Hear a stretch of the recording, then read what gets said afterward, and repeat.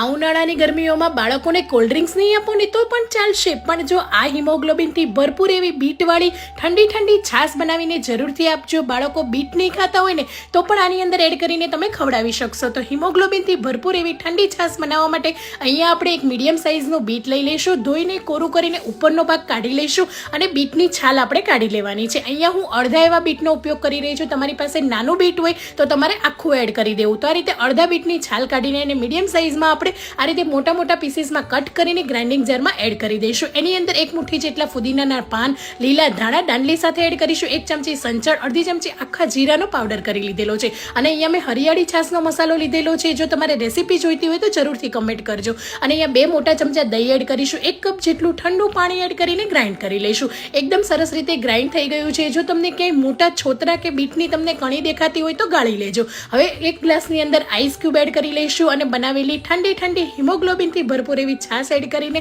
ઉપરથી છાશનો મસાલો એડ કરીને સર્વ કરીશું. અને આ છાશ રેગ્યુલર પીવાથી તમારી સ્કિન પણ ગ્લો થશે અને શરીરમાં હિમોગ્લોબિન પણ વધશે. તો તમે પણ જરૂરથી આ છાશ બનાવીને એન્જોય કરો. Thank you.